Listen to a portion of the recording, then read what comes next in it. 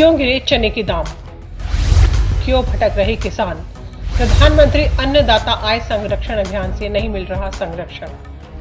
आंदोलन करने पर मजबूर हो रहे किसान। प्रधानमंत्री अन्नदाता आय संरक्षण अभियान नाम से भले ही किसानों के हित को दर्शाने वाली योजना हो, लेकिन इस योजना के नियमों के चलते यह प्रदेश के किसानों के लिए सरदर्द बन गई है और प्रदेश के किसान चने की खरीद के लिए सड़क पर उतरने पर मजबूर हो गए हैं। 11 अक्टूबर 2018 को केंद्र सरकार की ओर से खाद्यान्न के आयात के लिए तैयार की गई मार्गदर्शिका के तहत इस योजना को मूर्त रूप दिया गया था। इसमें राज्य के उत्पादन में से 25% से अधिक खरीद पर प्रतिबंध लगा दिया गया। साथ ही यदि इससे अधिक की खरीद की जानी है तो उसकी अनुमति के अधिकार कृषि मंत्री, खाद्य मंत्री और केंद्रीय वित्त मंत्री को सौंप दिए गए। यानी योजना को परोक्ष रूप से इतना अधिक जटिल बना दिया गया कि यह योजना किसानों के लिए परेशानी का सबब बनकर रह गई। नाम से तो यह योजना किसानों के आय को संरक्षण करने के लिए अभियान चलाने का आभास देती है, लेकिन वास्तविकता ऐसी नहीं है और किसानों के आय पर इससे कुल्हाड़ी चलाई गई है। जानकारी के मुताबिक देश में अभी कुल उपजों की संख्या 115 से अधिक है, लेकिन इनमें से केवल 22 कृषि उपजों के न्यूनतम समर्थन मूल्य घोषित किए जाते हैं। आपको बता दें कि किसानों की आवाज को आधार बनाकर 14 अक्टूबर 2014 को मूल्य समर्थन योजना की मार्गदर्शिका तैयार की गई थी, जिसमें तिलहन दलहन कपास की उपजों की राज्य के कुल उत्पादन में से सामान्यतः 25% की खरीद का प्रावधान किया गया। इससे अधिक की खरीद के लिए केंद्र सरकार के कृषि मंत्रालय से अनुमति लेकर ही खरीद की जा सकती है। वर्ष 2018 में राजस्थान में चने का 18.33 लाख टन उत्पादन हुआ, जिसमें से खरीद की स्वीकृत मात्रा केवल 4 लाख टन थी। इसके बाद मुख्यमंत्री की ओर से अनुरोध करने के बाद इस मात्रा को बढ़ाया गया और 5,88,880 टन खरीद की स्वीकृति मिल पाई। इसके बाद प्रधानमंत्री अन्नदाता आय संरक्षण अधिनियम लागू हो गया, जिससे अब किसानों को परेशान होना पड़ रहा है। किसान चने की 25% खरीद सीमा को बढ़ाए जाने की मांग कर रहे हैं, लेकिन केंद्र सरकार इसकी स्वीकृति नहीं दे रही। यहाँ किया गया भेदभाव। आपको बता दें कि सरकार ने यह प्रतिबंध केवल तिलहन दलहन और कपास की उपजों पर ही लगाया, इसलिए गेहूं और धान की खरीद कुल उत्पादन में से 85% तक हो जाती है। ये दोनों खाद्यान्न की उपजें हैं, जिन्हें उत्पादक भी अपने परिवार के उपयोग के लिए सुरक्षित रखता है, जबकि दलहन तिलहन और कपास को इतना अधिक सुरक्षित नहीं रखा जाता। इनमें से चना अधिक समय तक वैसे भी सुरक्षित नहीं रख पाया जाता, क्योंकि नमी आने के कारण उसमें घुन लग जाती है। आयात और खरीद का परस्पर प्रतिबंध। 2014 के बाद आयात की मात्रा में भी बढ़ोतरी की गई। देश की जरूरत से अधिक दालों का आयात भी किया गया। आइए नजर डालते हैं कुछ सारणियों पर, जिससे यह बात आपको स्पष्ट रूप से समझ आ जाएगी। सबसे पहले हम बात करते हैं दलहन के आयात की। 2008 में 24.6 लाख टन दलहन का आयात किया गया, जिसकी राशि 6.2 करोड़ रुपए थी। 2009-10 में 35.6 लाख टन दलहन का आयात किया, यानी 9.8 हजार करोड़ रुपए का खर्च किया गया।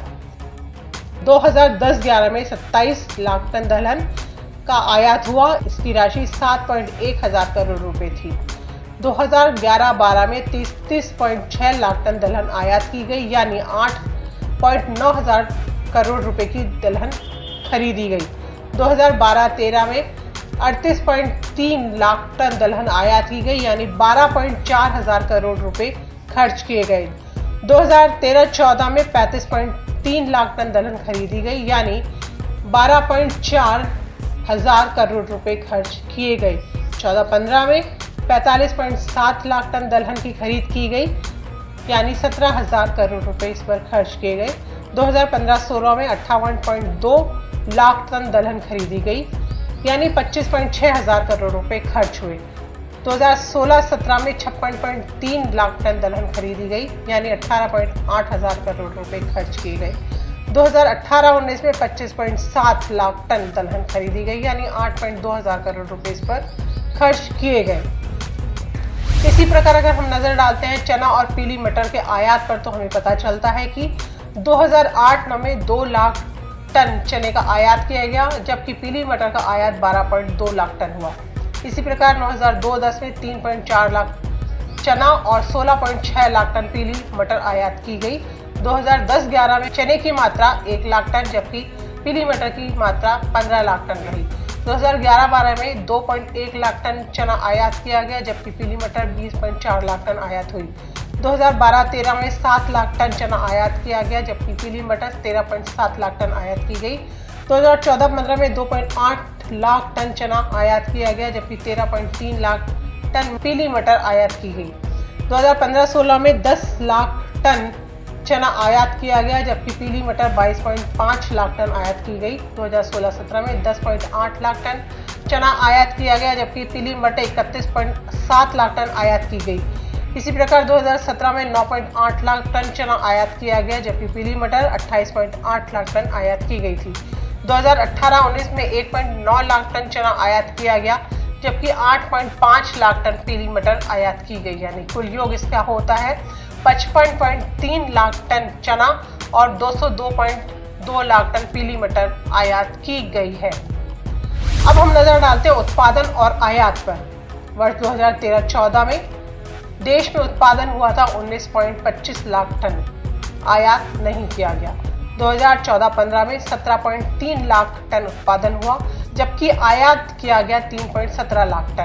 2015-16 में 16.35 लाख टन उत्पादन हुआ जबकि 5.8 लाख टन आयात किया गया। 2016-17 में 23.13 लाख टन उत्पादन हुआ, 6.6 लाख टन हमने आयात किया। 2017-18 में 25.42 लाख टन उत्पादन हुआ जबकि 5.6 लाख टन हमने आयात किया। 2018-19 में 23.22 लाख टन उत्पादन हुआ जबकि 25.27 लाख टन हमने आयात किया है। भारत सरकार द्वारा पिछले 11 वर्षों में 400 लाख टन से अधिक दालों का आयात किया गया। 28 लाख टन से अधिक चने का आयात किया गया और चने के विकल्प के रूप में पीली मटर का 200 लाख टन से अधिक आयात किया गया। एक और ये आयात आवश्यकता नहीं होते हुए भी किया गया। देश में 23 लाख टन दालों की एक वर्ष में आवश्यकता होती है। इससे अधिक पैदावार हुई दलहन की, उसके उपरांत भी सरकार ने इन वर्षों में भी निरंतर आयात की अनुमति जारी रखी। इस कारण से चने के दाम नीचे गिरे और आज चना उत्पादक किसानों को उनका चने का दाम, लागत तो दूर की बात, न्यूनतम समर्थन मूल्य भी प्राप्त नहीं हो रहा है। न्यूनतम समर्थन मूल्य में खरीद बंदी कर दी गई और बाजार में 1 कुंटल पर ही 1000 से लेकर 1200 रुपए तक का घाटा है और ये घाटा किसानों को सहन करने को सरकार विवश नहीं करे, इसके लिए निरंतर किसान अनुनय विनय सरकार से कर रहे हैं। अब नजर डालते हैं कुछ महत्वपूर्ण तथ्यों पर। केंद्र सरकार के खाद्य उपभोक्ता मंत्री ने 9 जुलाई को लोकसभा में कहा कि 2018-19 में दालों का आयात नहीं होगा, लेकिन सरकार ने दालों के आयात को अनुमति दी और मोजाम्बिक से लिखित समझौता किया। अप्रैल 2018 में केंद्र सरकार ने अरहर की दाल पर 2 लाख टन और अन्य दालों पर 4 लाख टन की आयात पर प्रतिबंध लगाया, लेकिन व्यापारियों ने इस पर कोर्ट से स्टे ले लिया।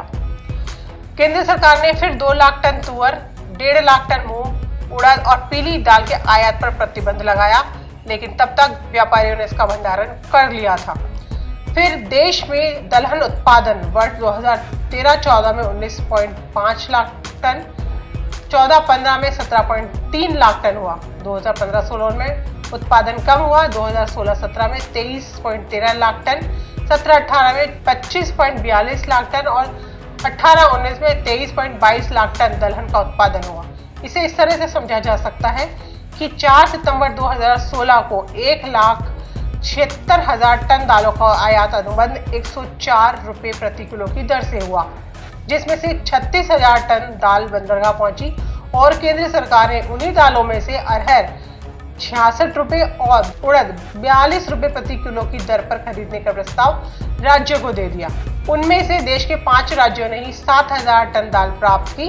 फिर केंद्र सरकार ने 23 मई 2016 को उन्हीं दालों को खुले बाजार में 55 रुपए प्रति किलो बेचने का निर्णय लिया।